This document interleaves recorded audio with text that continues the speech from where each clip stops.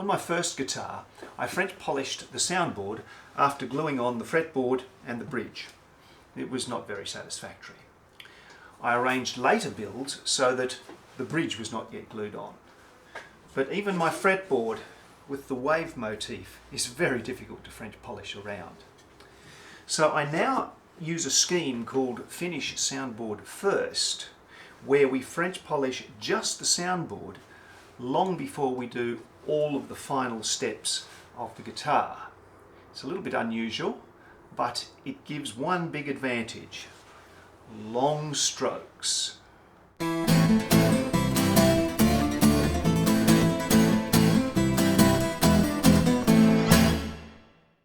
Before we can do any French polishing, we need to get the timber ready. First of all, we'll need to fill some of these voids. Some of them are voids of shame, some of them are voids of features in the timber. I'm not going to be doing any grain filling. This particular timber doesn't really need it. It is very, very fine grained. And I'm not going for the ultra encased in glass look. I want something a little bit more natural and organic. In Australia we've got this. It's water-based, it's got an infinite shelf life, and it comes in a variety of timber colours. So I'm just going to be going around pushing some of this into the voids that we are going to hide.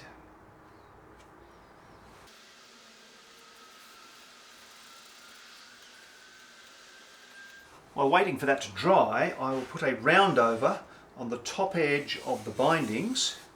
Then I suppose I'll have to put a little bit more filler in any coarse pores that I've opened up doing that.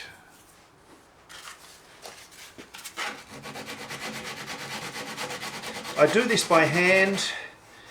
I get a better result that way. I don't want to use a router. I had a scraper with a channel with a notch carved in it, but that didn't work very well.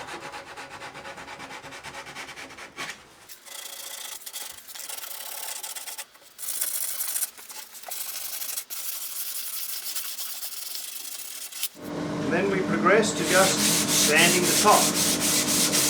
We can afford to lose a little of the thickness, so we don't have to worry about that. Getting rid of any scratches that may have arisen, and working up through the sandpaper grades until it's perfectly smooth.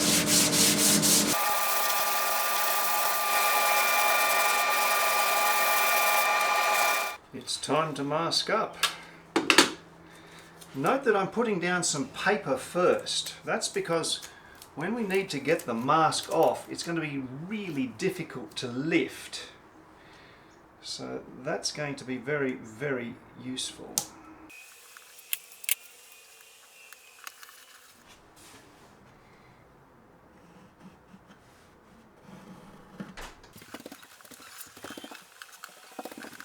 This next part is tricky.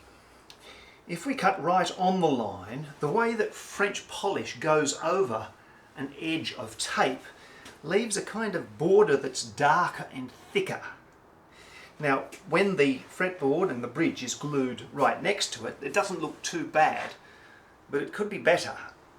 So if we cut the line just slightly inside, the appearance will be better. However, the fretboard and the bridge will be resting on a rim, as it were, of slightly higher French polish. So if we do that, we may have to go around and very, very carefully with a chisel or blade break down that border. I really don't know the best way to go. I'm going to go just a whisk inside, and we'll deal with that other problem when we get to it.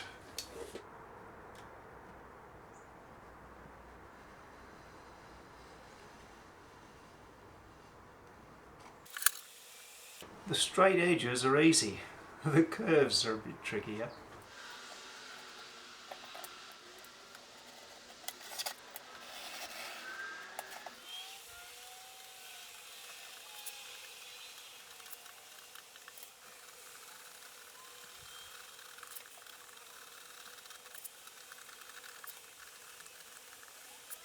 I think I was a little bit close to the outside of the line. And bear in mind that we're cutting into wood just a tad as we do this. Now we have to peel away carefully the sticky tape that's outside the lines that we just cut.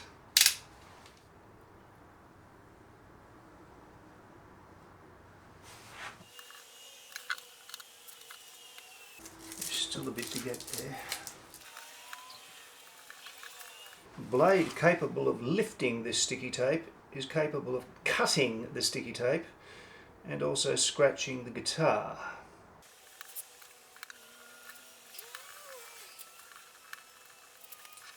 I'm going to be talking more about French polishing when we do the rest of the guitar. At the moment we're just going to be soaking some shellac into the timber, letting it drink, fairly dilute, fairly low viscosity.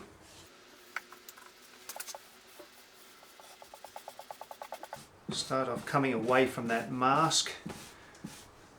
A little wall of shellac will build up against it.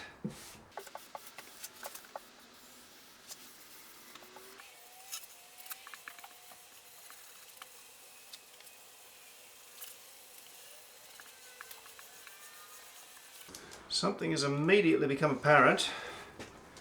There's some scratches there that I thought I'd sanded out. They looked perfect in the white. They're going to need more sanding. So we're going to put this on hold, I'm afraid. Okay, back with our program. I just spent half an hour sanding that down. We're not showing the cracks anymore. So the thing about shellac, and indeed other finishes, they really uncover your sins.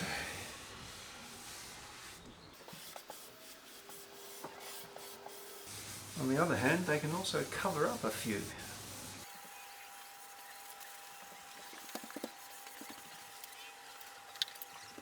In this early stage, we're just laying it on. It can't be described as French polishing. Trying to get some even colour and trying to come off the mask rather than onto it, because we don't want to get it peeling. It will eventually be made safe by the layer of shellac that builds up around it.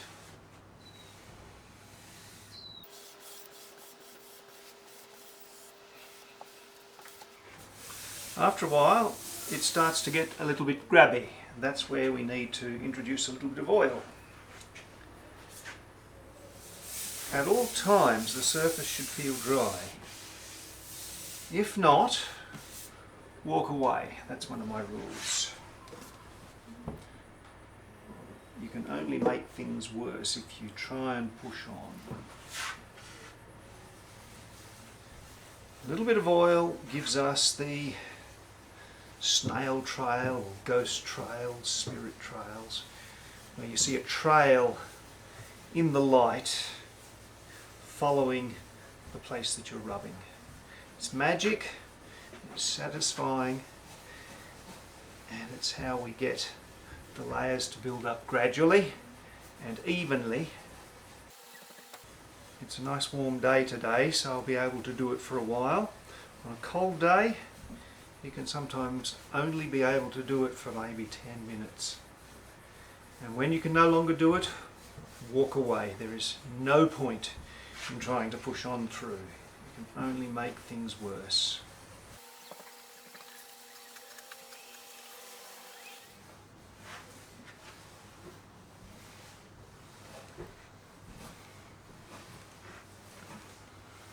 Always varying the direction of the strokes that I'm taking, because every pass doesn't put very much new shellac on, but it smears what's already there, which means that it is more evenly distributed.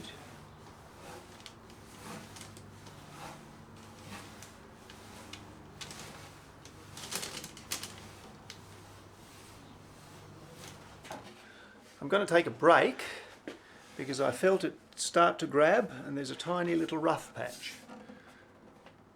And pressing on will almost always make it worse. Giving it a break and coming back later, 9 times out of 10, everything clears up. The other few times out of 10, you have to do a bit of sanding with oil and 1200 sandpaper. But once again, you must absolutely give it some time before trying that, or once again, you'll make it worse. I've learnt these lessons the hard way.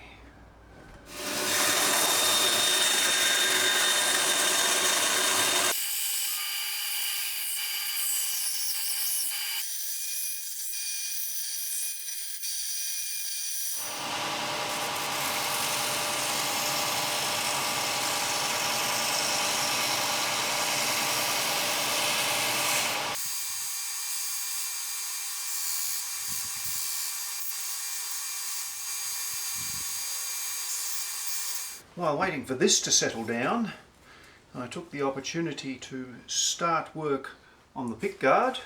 We'll go somewhere like that. And the truss rod cover. And I'm working on a new design that I hope will allow it to be moved off without unstringing or detuning the guitar. It's some complicated geometry and I don't know whether it's going to work. We can always move back to the church window style if it doesn't. When French polishing an entire guitar at once, you can do things like polish a side for a little while, then turn it, do another side, turn it again, do another side, etc. When you're just working on one area, you've just got to leave breaks. Do a bit of work, wait a while, do a bit more, wait a while. Particularly if it's cold, and it's not even cold today, and I'm needing to do it.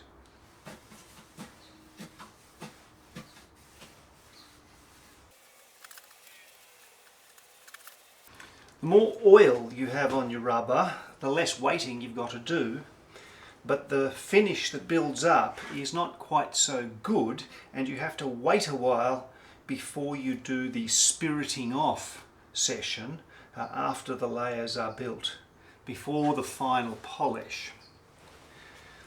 On the other hand, not enough oil and it just gets very, very grippy and bad things happen when that happens. I believe you know why I like doing it before gluing on the bridge and the fretboard.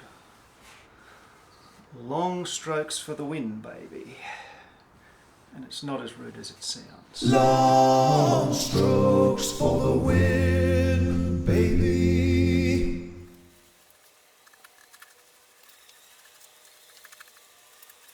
It's starting to look really nice, but we have had a grab attack and a potential embedded fluff attack.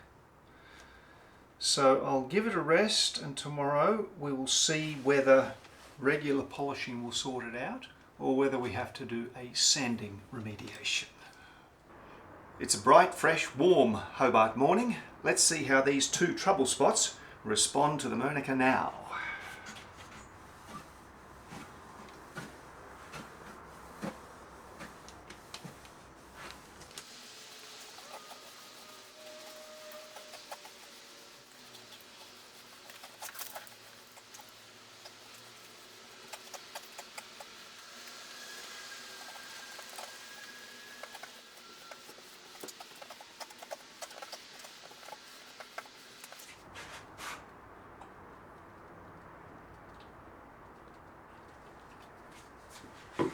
One of my rules is always turn away from the work when applying either alcohol or shellac to the rubber.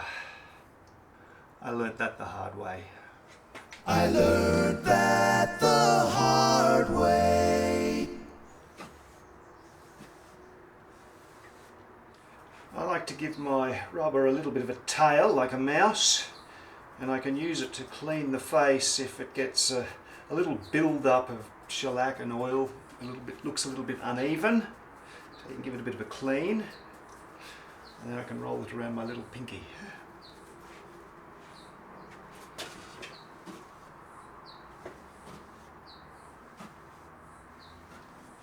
If the pad is too dry, you just glide across doing nothing. If it's too wet or there's not enough oil, it gets very, very grippy. If you get trails but they just sit there, that means it's just oil rather than vapor trails that chase you. And you want enough resistance that you can feel it doing something, but not so much that it grips. And you've got to keep adjusting oil, alcohol, shellac, pressure, waiting. But when it happens, it's magic. I've been going for almost an hour now, and the two problem spots from earlier are almost undetectable. But there's a couple of others, so we probably will do a very, very minor leveling of bumps and nothing else. But we won't do it now. We'll do it after waiting and possibly after another session.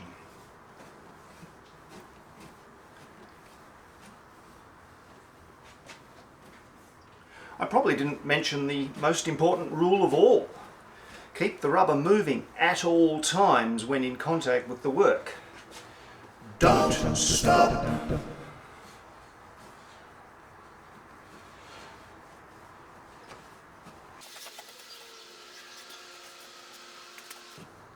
Starting a third session after a couple of hours of break.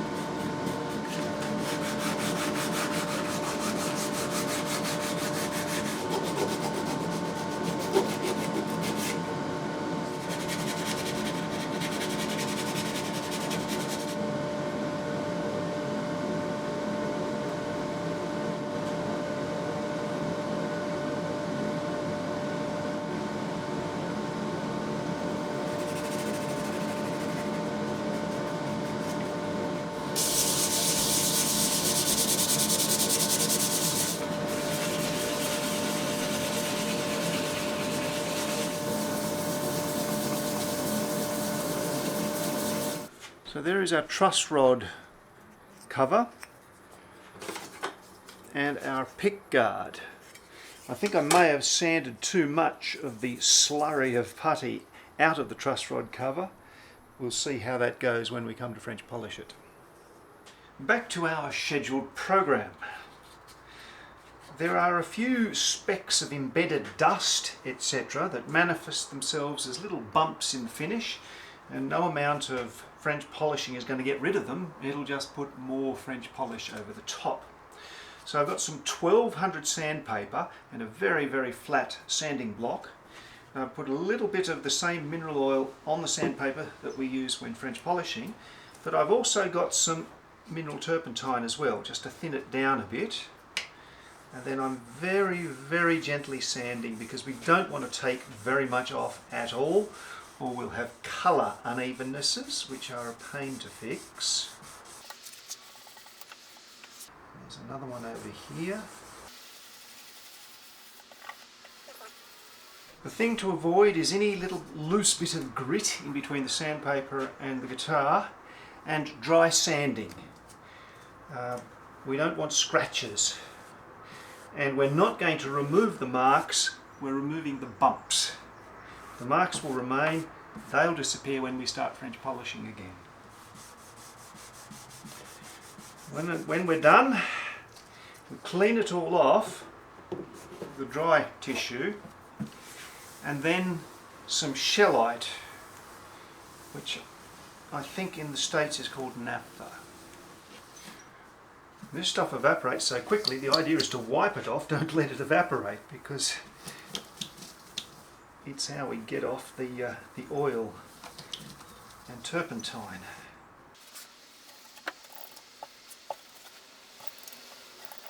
It looks a bit of a mess after the sanding and cleaning. You just have to trust that the process will do its magic.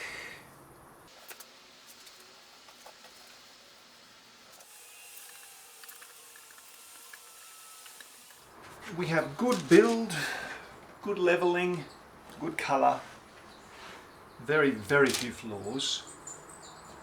In the next polishing session I will switch to a phase that I call burnishing, where the pad has minimal alcohol and a little bit more oil, and that's just essentially polishing. It's not adding anything and it's not taking very much away.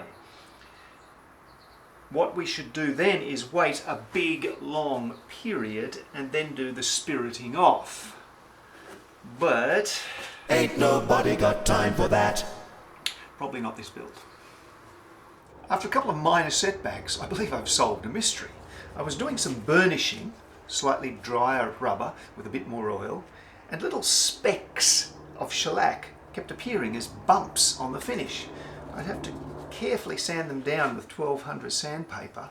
So I said, okay, new rule, fresh cloth covering the rubber each project. But it kept happening. I believe I found the culprit. This mask that I've put on has a couple of little loose edges of cellophane tape, and when they move they shed tiny little flecks of shellac which then just get deposited onto the surface. So that's what I need to keep an eye on and cover them up with some fresh tape.